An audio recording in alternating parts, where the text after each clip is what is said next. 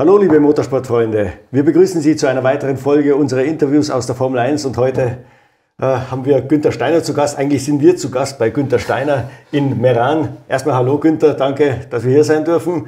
Wie schon gesagt, Meran ist eine Heimatstadt, du wohnst in Amerika. Wie oft bist du eigentlich hier in Südtirol? Hallo Michael, hallo Zuschauer, erstens mal. Bin gerne dabei bei diesem Interview mit dir, Michael. Ich wohne in Amerika seit 16 Jahren, ist mein Wohnsitz da. Ich komme aber jedes Jahr mindestens mit der Familie zweimal. Wenn ich allein bin, komme ich auch manchmal vorbei, meine Mutter besuchen, nur einen halben Tag, wenn ich in Maranello bin, am Firmensitz in Maranello, aber sonst gewöhnlich im Sommer. Und im Sommer 22 war ich eigentlich 2,5 Monate hier. In der Rennsaison in Europa war perfekt für mich, ist mittendrin bei all den Rennen und habe mich von da aus bewegt und sonst halt im Winter zur Weihnachtszeit 2 Wochen. Ja. Über Haas gibt es ja viel zu berichten, viel zu erzählen. Es war eine turbulente Saison, aber fangen wir mal an. Der Vorlauf dieser Saison war ja so, dass du quasi auf ein Jahr, eigentlich wurden es dann wegen Corona 2 Jahre, mehr oder weniger verzichtet hast, um dich auf dieses neue Reglement vorzubereiten. Erstmal, wie viel Mut braucht es zu sagen, okay, wir werden ein schlechtes Jahr haben und auch dem Gene Haas zu erzählen, es wird vielleicht ein Jahr ohne Punkte. Wie schwer war es, ihn zu überzeugen von diesem Plan? Ich glaube, es war nicht schwierig, weil ich habe logischerweise mich gut vorbereitet, ihm das irgendwie zu erklären, wieso man muss ja erklären. Und das war eigentlich nicht schwierig zu erklären. In der Formel 1, wir hatten 2020, als die Pandemie ausgebrochen ist, haben wir jede Entwicklung zurückgeschraubt, weil Gene Haas nicht wusste, ob er dabei bleibt in der Formel 1 bis September 2020, bis das neue Concord Agreement gemacht wurde. Deswegen haben wir da alles zurückgeschraubt, wir haben keine Entwicklung gemacht in 2020 und dann 2021, eben als er unterschrieben hat in 2020, dass Haas in der Formel 1 bleibt, für 2021 haben wir nichts entwickelt, außer was wir mussten mit den Änderungen am Unterboden für hinten.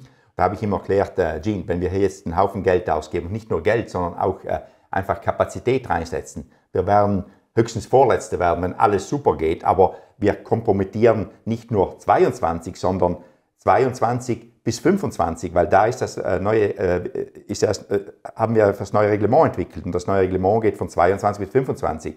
Deswegen meine Argumente waren die und Gene versteht das ja. Ich meine, er ist ja Techniker und hat auch ein NASCAR-Team, deswegen logischerweise war es nicht einfach zu schlucken, aber das haben wir so durchgezogen. Dann ich kann mich noch erinnern, in 21 nach dem 3. oder 4. Rennen hat er zu mir gesagt, Günther, hast du mir gesagt, es geht schlecht, aber dass es so schlecht geht, hast du mir nicht gesagt. Ich sage, Gene, ich habe es dir gesagt, es wird ein hartes Jahr, weil man muss ja schlucken und das war nach 4 oder 5 Rennen. Ich sage, jetzt haben wir nochmal 15 Rennen vor uns, aber wir haben ausgehalten und ich glaube, es hat sich gelohnt. Logischerweise, du wirst auch fragen, die Saison war ja nicht so aufregend, aber man muss auch respektieren, wir sind gestartet 21, wir hatten vom Technikteam sehr wenig Leute noch da, weil wir 2020 so zurückgeschraubt haben. Und Simone Resta musste ein komplett neues Team aufbauen, hat angefangen Ende Dezember 2020,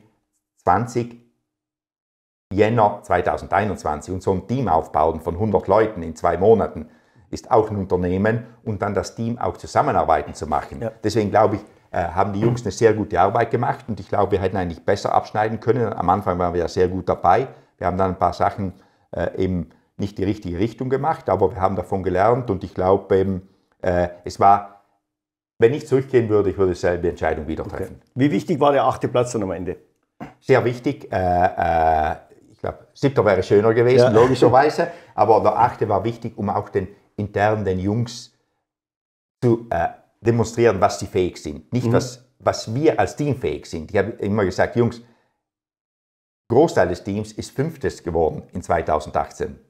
Ihr seid nicht blöd geworden in 2 Jahren. Wir wissen, wieso wir zurückgefallen sind, weil wir nicht weiterentwickelt haben in 2020. Ziemlich klar. Das war ziemlich klar, dass man das sieht. Und jetzt wieder den Schritt machen, 8. zu sein, das ist eine gute Basis, auf der wir aufbauen können, um wieder weiter nach vorne zu gehen. Ja.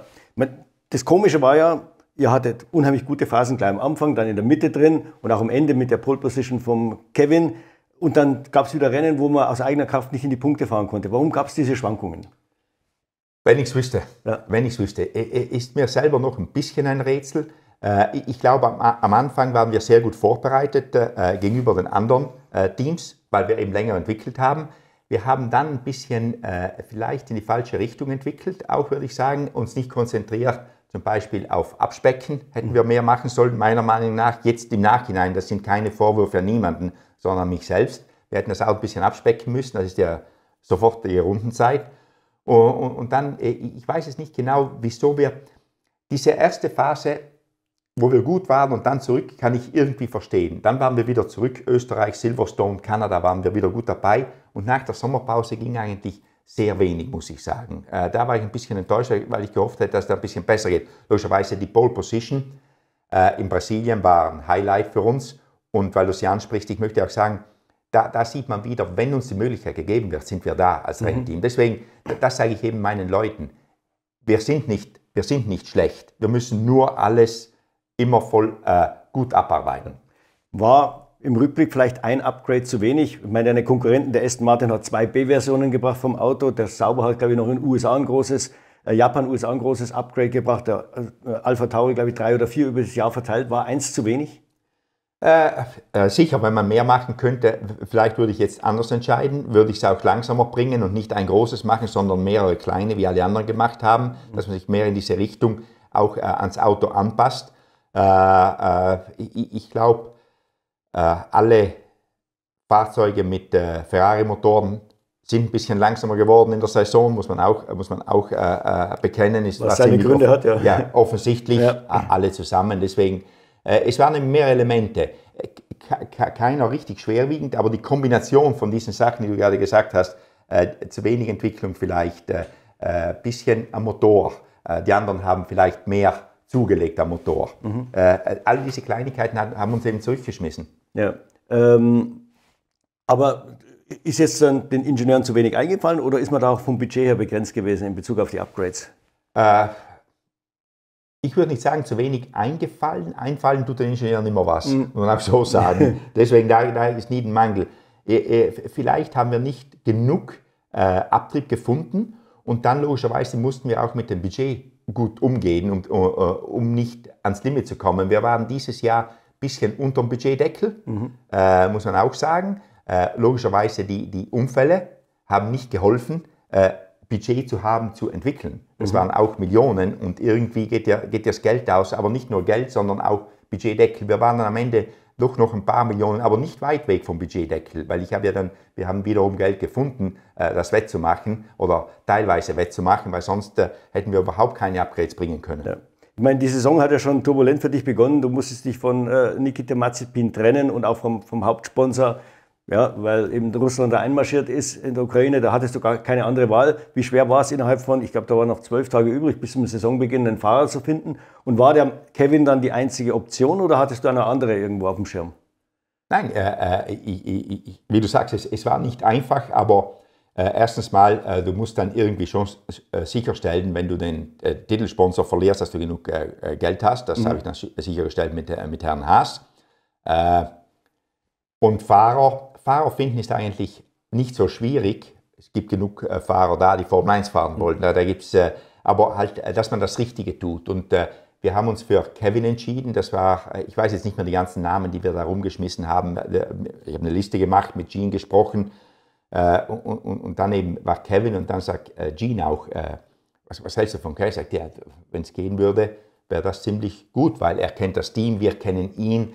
Das hilft schon. Das hilft schon, speziell wenn man nur diese kurze Zeit hat, eine Fahrerin ins Cockpit zu setzen. Ich sage, ich kann ihn mal fragen, ob er aus seinem Vertrag rauskommt. Er hat ja einen Vertrag mit Peugeot für die WEC, Sportwagen-Weltmeisterschaft. Habe ihn angerufen, er war bereit und das ging dann ziemlich schnell. Deswegen, es war zum Glück kein größeres Problem. Und ja, ich glaube, wir haben auch die richtige Entscheidung getroffen mit Kevin. Wiederum würde ich auch eine Entscheidung, die ich wieder treffen würde, wenn ich es heute gefragt würde. Es war einfach, wenn du einen Fahrer nimmst und der hat nur 10 Tage, wird es schwierig. Und auch diese Punkte waren nur möglich für Kevin, weil er schon vorher bei Haas war. Ja, und er hat ein bisschen Erfahrung auch ins Cockpit gebracht. Sonst hättest du ja nach wie vor 2 relativ unerfahrene Piloten gehabt, mit Mazepin und mit Schumacher. Absolut. Ich meine, das muss man sagen, das irgendwie war vielleicht eine Hilfe fürs Team. Dass man sagt, man hat einen, weil sonst hast du wieder keine Referenz. Wir hatten ja Mick und Nikita als Referenz, aber vom Jahr vorher, wo wir eigentlich keine Referenz hatten, oder nicht eigentlich, wo wir keine Referenz hatten, weil wir Letzte waren, Deswegen, wir wussten nicht, wo wir sind fahrermäßig und jemanden reinbringen, von dem du weißt, wie gut oder wie schlecht er ist, das ist ja schon mal eine Hilfe. Ja. Auch wenn man weiß, dass er nicht jetzt der Weltmeister ist, aber man weiß, wie gut er fahren kann, was möglich ist. Und das war gut fürs ganze Team und für beide Fahrer, muss ich sagen. Ich glaube auch, es war eine Hilfe für mich, einfach eine Referenz zu haben, um Fortschritte zu machen. Nach hinten raus hat er ein bisschen abgebaut, jetzt mal abgesehen von der Pole Position, die natürlich das Highlight war, aber man hat so das Gefühl gehabt, nach hinten raus war er nicht mehr so in Form, wie er am Anfang war, der Kevin. Ja, muss ich dir recht geben, wir haben auch sehr viel darüber gesprochen. Es gibt mehrere Gründe dafür wieder, aber ist halt immer, Kevin hatte das schon ein paar Mal vorher in seiner Karriere, deswegen, wir müssen ihn einfach motiviert halten. Ich glaube, ich habe ihn jetzt vor Weihnachten zweimal getroffen bei Weihnachtsfesten und ich glaube, er ist jetzt wieder motiviert. Er braucht einfach immer wieder diese Motivation von etwas Neuem.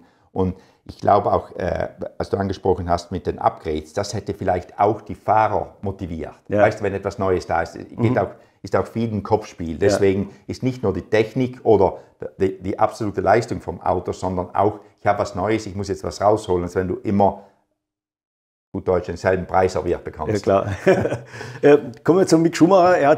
Das war sein zweites Jahr, er hat sich sicher verbessert gegenüber dem ersten. Hat er sich nicht genug verbessert aus deiner Sicht? Es ist immer wieder die Frage, die ich würde nicht sagen schwierig zu beantworten ist, sondern nur korrekt zu beantworten. Besser oder schlechter spielt ja eigentlich wenig die Rolle. Was wir erreichen wollten, ist das Team zu verbessern. Ich glaube, wir haben noch Potenzial, als Team besser zu werden. Und wie bringt man ein Team am besten weiter? Mit Fahrern, die man weiß, was sie können und die das Team weiterbringen. Und Mick ist nur in seiner zweiten Saison. Und es gibt eben Leute, die waren schon vorher da, die haben schon 7, 8, 10 Jahre in der Formel 1 verbracht und die wissen einfach mehr. Und die können das Team dann weiterbringen. Und deswegen haben wir das entschlossen. Es ging nicht darum, Mick war zu schlecht. Mick war zu schlecht, er hat sich sehr gesteigert, wie du gesagt hast, dieses Jahr.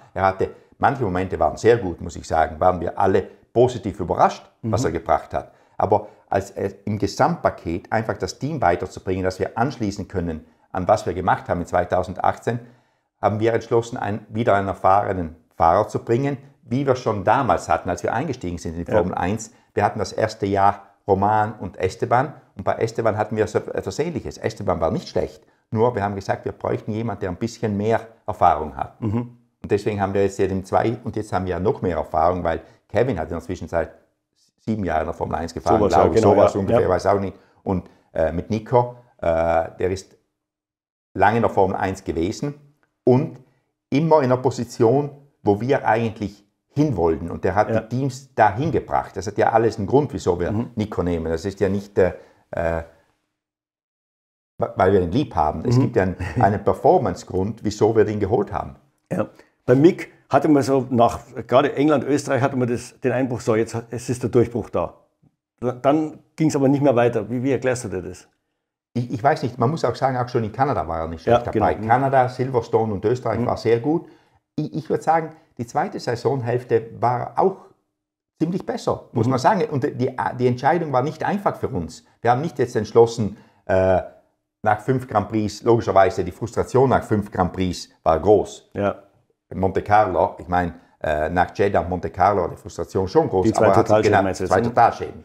Da wird man frustriert, da macht man manchmal Aussagen, die man nicht so richtig überdenkt. Und ich kenne mich ja selbst, ich bin ein bisschen schnell in diesen Aussagen. Aber es war nicht eine einfache Entscheidung. Wir haben wirklich gewartet, weil wir nicht wussten genau, was das Beste ist fürs Team. Das habe ich ja immer so gesagt, wir hatten keine Eile, die Entscheidung zu treffen. Deswegen haben wir gesagt, warten wir noch ein bisschen, schauen, wie weit es geht. Haben wir gesagt, ich glaube, es ist einfach besser fürs Team, das Team weiterzuentwickeln, einen erfahrenen Mann zu holen. Wieso er dieses Highlight hatte, ich glaube, das Auto war auch in einem guten Zustand für die 3 Rennen. Aber Kevin war auch immer gut dabei da.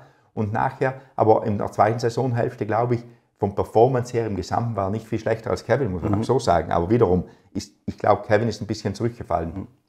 Wie sehr hat die Gesamtsituation dann vielleicht auch zur Entscheidung beigetragen? Ich meine, Mick Schumacher ist ein Name, ja, da ist eine riesige Erwartungshaltung, jetzt nicht bloß von sagen wir mal, dem Team, sondern auch von den Leuten außerhalb, einfach wegen des Namens Schumachers. Und dann gab es natürlich verschiedene Leute, die da mitreden wollten und dir vorschlagen wollten, wer bei dir zu fahren hat und wer nicht.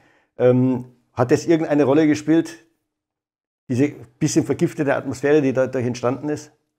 Klarerweise, der Nachname Schumacher ist Fluch und Segen, ist auch etwas, was bekannt ist. Wie du richtig sagst, die Leute glauben alle, sie haben ein Wahlrecht im Formel-1-Team. Aber ich glaube, das Wahlrecht haben nur Leute, die dem Team angehören oder denen das Team gehört. Das muss man auch mal so sehen, weil die öffentliche Meinung, wenn du nichts dazu beiträgst, weder finanziell noch etwas anderes, sondern nur eine Meinung hast. Ich habe auch immer eine Meinung, wenn ich Fußball schaue oder so, wer wohin sollte. Aber meine Meinung zählt nicht, das weiß ich, weil ich kein Stimmrecht habe. Das ist einfach so im Leben. Und deswegen hat es Einfluss, es ist lästig, Einfluss auf die Entscheidung hat es keine. Okay. Wir bleiben da ziemlich klar und logischerweise einen Schumacher nicht erneuern. Ich meine jetzt einen Schumacher, Mick nicht erneuern, weil ich habe eigentlich mein Verhältnis mit Mick, die zweite Saisonhälfte war besser als das 1,5 Jahr davor, muss ich auch so sagen. Und ich glaube, wir können uns auch in die Augen schauen, ohne Probleme. Die Entscheidung ist nur aus dem Grund gefallen und ich lasse mich da nicht von Leuten beeinflussen, die eine Meinung haben, aber keine Verantwortung. Ja. Deswegen, das muss man einfach so sehen und da muss man gerade stehen. Wenn auch zu mir jemand sagt, dass ich alles falsch mache, soll ich es halt sagen. Das geht, ich meine, das ist so das Leben. Man kann nicht allen alles recht machen und da bin ich komplett relaxed darüber. Hat Mick jetzt eine gute Entscheidung getroffen, bei Mercedes als Reservefahrer anzuhören? Ich glaube, es gibt die Möglichkeit, in der Formel 1 eben präsent zu sein. Man kennt ja, wenn man nicht präsent ist man schnell vergessen und er bleibt da. Ich kenne nicht seinen Vertrag, wie viel er Simulator fährt, wie viel er Test fährt und so weiter. Ich habe keine Details, aber bestimmt, es ist nicht eine schlechte Entscheidung. Kommen wir zu Nico Hülkenberg. Ihr wart ja schon mehrmals im Verlaufe der Zeit, der Haas jetzt der Formel 1 dabei ist, schon näher dran, vielleicht ihn sogar schon vorher mal ins Team zu bringen. Jetzt hat es geklappt. Auch hier wieder war das wie bei Kevin Magnussen die erste Option? Wenn man durch die Namen, irgendwann geht man eine Liste durch und dann irgendwie kristallisiert sich ein Name raus, der die logische Entscheidung ist. Ja. Dann muss man sagen, das ist die logische Entscheidung. Können wir es erreichen? Es ist ja auch immer so, ich bespreche mit Gene Haas, mit Herrn Haas, sagen wir, nach 4-5 Mal reden, das wäre die Entscheidung. Können wir es erreichen?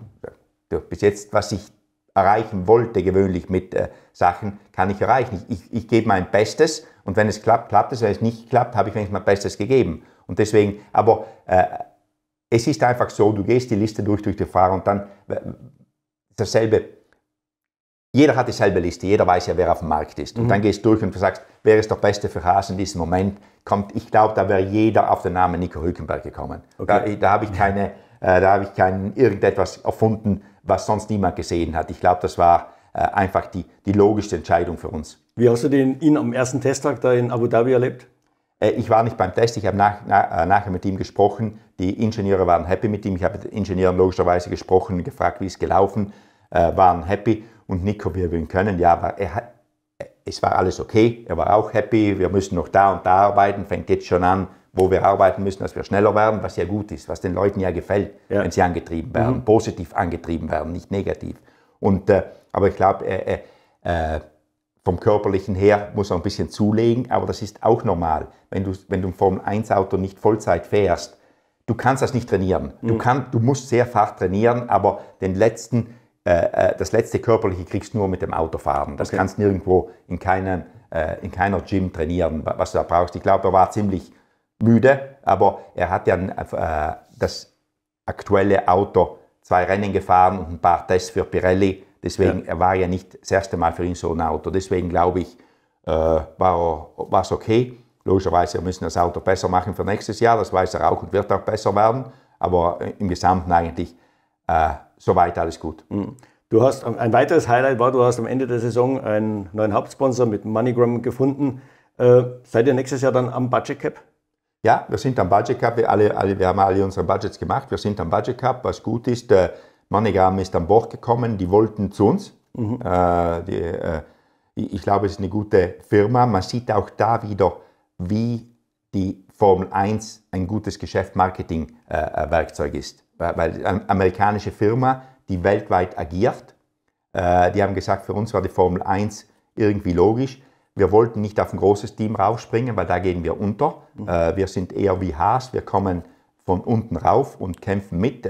Haben auch gesagt, bei euch gibt es immer was los ist. Und ich glaube, das hört auch nicht auf. Und ich habe denen dann gesagt, und wir probieren nicht ein Drama zu machen. Ja. Stell dir mal vor, wir würden probieren. Aber nein, die sind sehr happy mit dem Sponsorship bis jetzt. Die haben ja die letzten 4 Rennen waren sie schon dabei. Und das ist sehr gut und auch für uns finanziell logischerweise ist nicht nur nächstes Jahr, sondern ist ja ein langfristiger Vertrag, dass man einfach die Zukunft voll im Griff hat, finanziell. Aber was kann sich das Team nächstes Jahr mehr leisten als jetzt? Was könnt ihr nächstes Jahr machen, was ihr dieses Jahr nicht machen konntet, weil eben die Mittel nicht da waren? Wir können einfach an den Deckel kommen. Dieses Jahr, habe ich gesagt, haben ein paar Millionen gefehlt. Das können wir.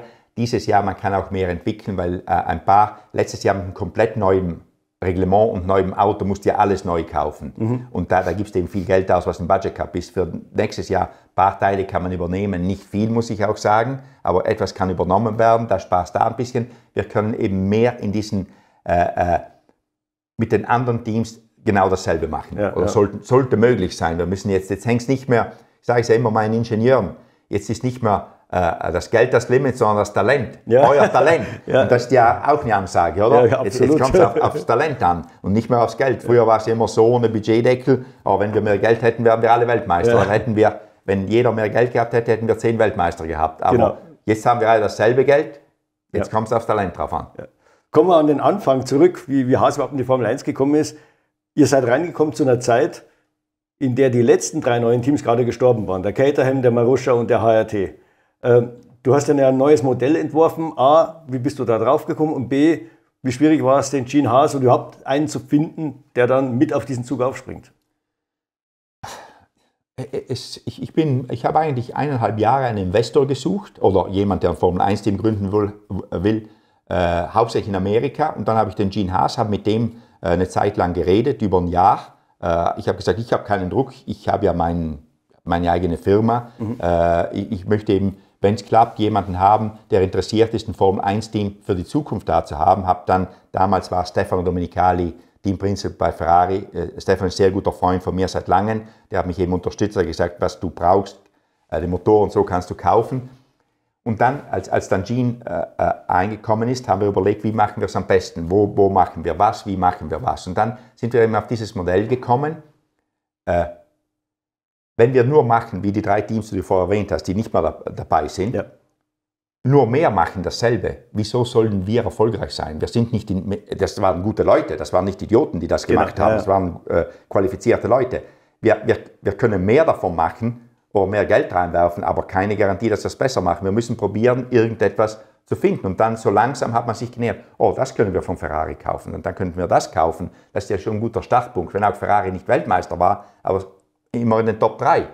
Dann auch, damals war noch Charlie Whiting, ein sehr guter Freund, da habe ich den um Rat gefragt, was können wir eigentlich machen, wie könnte man das machen, weil damals war so noch nichts geschrieben. Das war ja alles noch irgendwie seine Entscheidung als technischer Direktor der Formel 1, was man darf und was nicht. Dann haben wir eben, so hat sich das entwickelt, unser Geschäftsmodell. Logischerweise in der Zwischenzeit wurde es dann wieder abgeändert, dass man es nicht mehr machen darf, was wir damals machen durften. Aber deswegen sind wir auf das Modell gekommen. Das war nicht eine Eingebung, das war jeden Tag oder jede Woche. Oder dann könnten wir schauen, ob man das so machen könnte und so. Und dann hat sich dieses Modell entwickelt. Deswegen wir haben 3 Firmensitze, einen in England, einen in Amerika, einen in Italien. Das hat es ja auch noch nie gegeben. Und du kannst dich ja sicher daran erinnern, jeder hat uns gesagt, das wird nie klappen, aber wir haben Punkte gemacht beim ersten Rennen. Mehr Punkte als die ganzen anderen Teams in den letzten, oder nicht die ganzen, die anderen Teams, die neu gekommen sind, oder die neuesten Teams in den letzten 3 Jahren gemacht haben wir am ersten Rennen gemacht. Deswegen,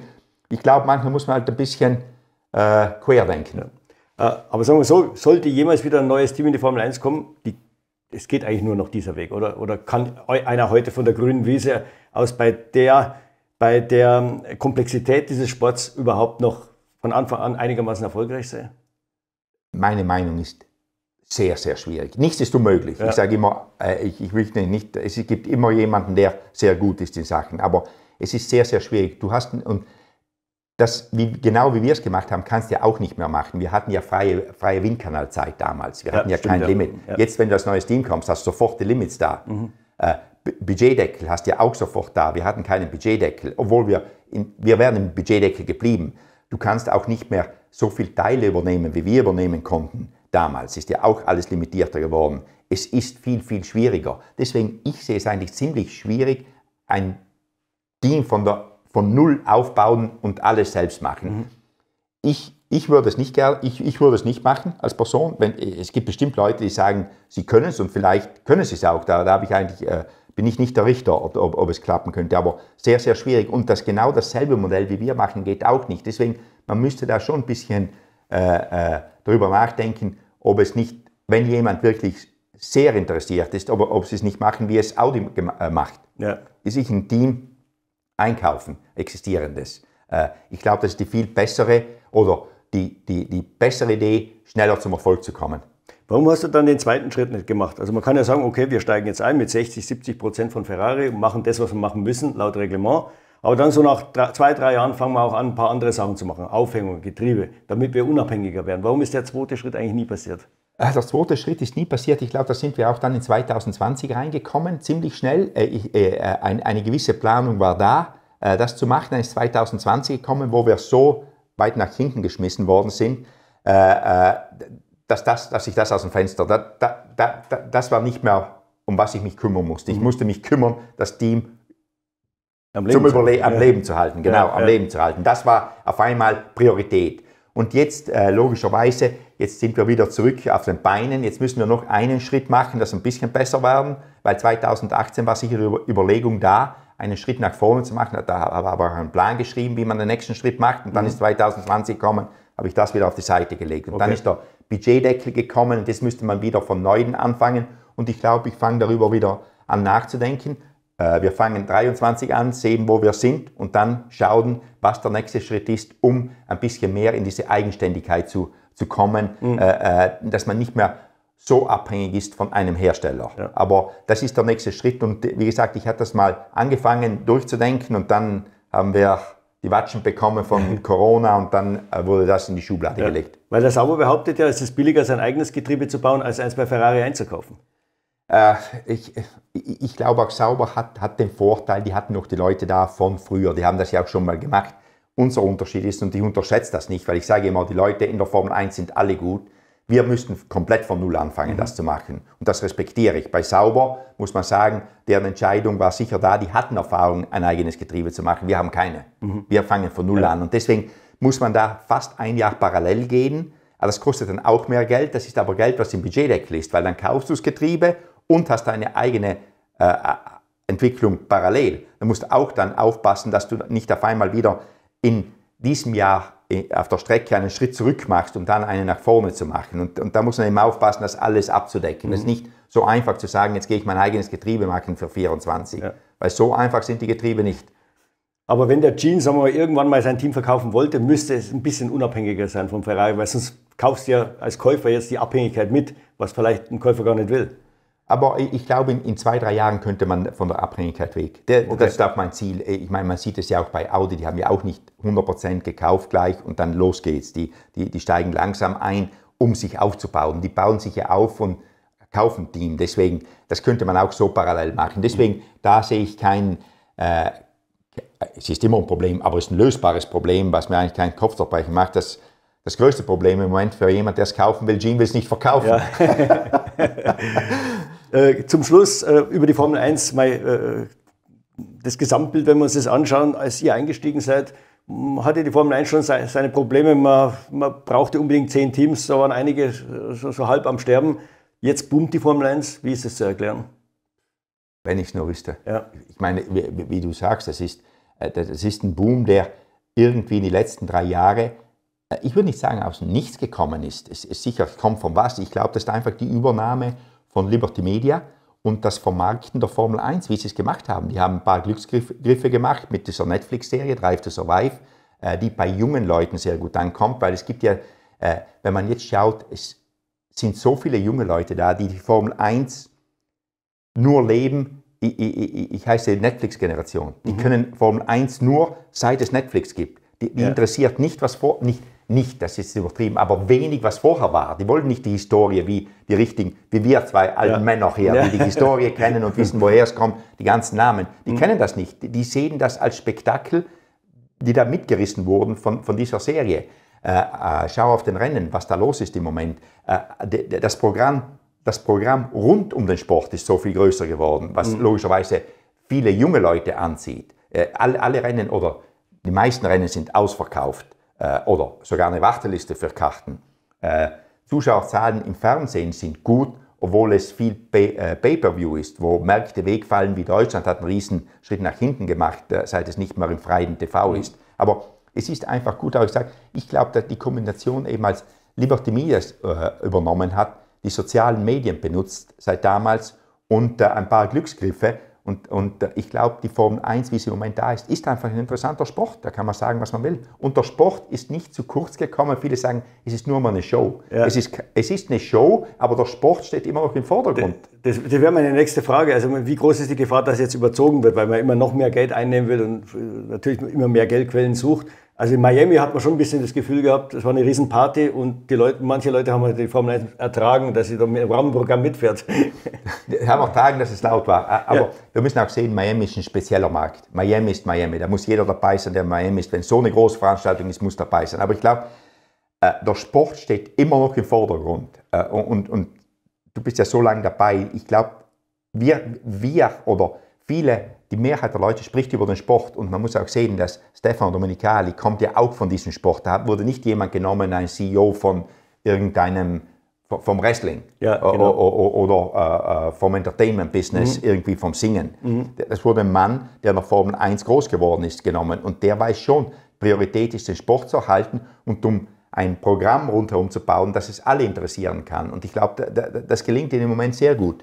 Logischerweise muss man Formel 1 jetzt stabilisieren. Wir können nicht weiter so nach oben. Wir haben jetzt nächstes Jahr 23 Rennen, es sollten ja 24 werden, aber China wurde dann abgesagt. Irgendwann ist ein Limit da, was man nicht drüber weg kann, weil dann einfach die Nachfrage nicht mehr da ist. Und ich glaube, das weiß das weiß Liberty Media, sie sind ja sehr gut und deswegen mache ich mir eigentlich keine großen Sorgen über das. Aber wir sprechen auch sehr offen intern immer wieder über genau dasselbe. Wir dürfen den Sport, die Show darf nicht größer werden als der Sport. Du lebst in den USA und in Amerika ist dieser Boom noch größer als anderswo. Was fasziniert die Amerikaner plötzlich so an dem Sport? War das wieder nur Netflix oder sind da andere Faktoren noch mit im Spiel? Ich glaube, der größte Faktor war Netflix, aber wenn du mal die Formel 1 schaust, die haben das dann auch einfach über Mundwerbung weitergebracht. Ich meine, sehr viele junge Leute in Amerika, oder ich würde sagen, schauen jetzt, meine Nachbarn früher wussten nicht, was ich mache. Ich meine, seit es Netflix gibt, kennt mich jeder in der Nachbarschaft. Ja, du schreibst ja mehr Autogramme als die meisten Fahrer. Ich glaube nur noch Lewis Hamilton und der Verstappen. Ja, wir haben das ja ein paar Mal erlebt. Also es ist... Das ist einfach von dieser Serie geworden. Ja. Und ich glaube, die Leute, die angefangen haben, das zu schauen, sind eben interessiert daran. Weil die Formel 1, es gibt ja sehr viele gute Motorsportarten, finde ich. Ich komme aus Motorsport, ich mache das, ich kann nichts anderes, deswegen mache ich das. Oder nichts anderes besser, als was ich hier mache. Aber die Leute schauen einfach Formel 1, da gibt es immer was. Es ist nicht nur das Rennen am Wochenende, es gibt dazwischen, zwischen Politik, Technologie, Technik, gibt es immer was zu erzählen. Deswegen ist Formel 1 eben immer aktuell und du weißt ja, Amerika konsumiert und wenn du den Leuten was hinwirfst, nehmen sie es. Ja. Das ist ja gut, weil alle anderen Motorsportarten sind ein bisschen, das Rennen ist Sonntag, dann am Montag redest du darüber und dann wartest du wieder, bis es Sonntag ist. Und man muss auch sagen, NASCAR ist auch erfolgreich, weil die haben 35 Rennen. Da ist immer was los im Rennen. Ja. Dazwischen drin ist weniger los, aber wir machen eben dazwischen drin auch was los. Durch alles, nicht was wir erfinden, sondern was einfach los ist, weil es einfach ein sehr komplexes Geschäft ist, Formel 1. Ist das wahrscheinlich der Fehler von IndyCar, die ja eigentlich guten Sport bieten, aber irgendwie nie auf die Füße kommen?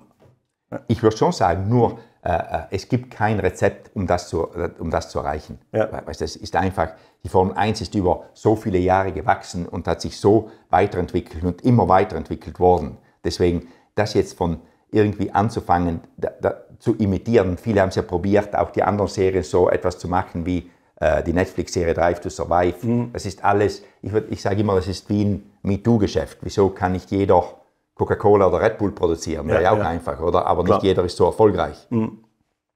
Ganz zum Schluss, welchen Platz muss Haas nächstes Jahr belegen, damit du happy bist? müssen, nein. Unser Ziel ist Sechster.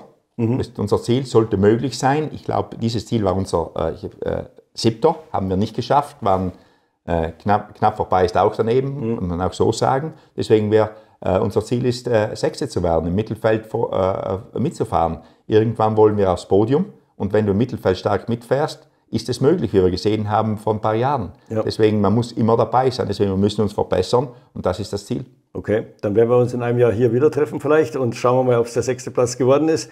Wir bedanken uns bei dir, Günther. War super, mit dir da eine Stunde jetzt zu reden und wir melden uns zum nächsten Mal wieder mit einem anderen Gesprächspartner. Servus. Wenn euch das Video gefallen hat, dann könnt ihr hier abonnieren. Für das Interview mit Gerhard Berger müsst ihr hier klicken und für alle weiteren Interviews hier klicken bitte.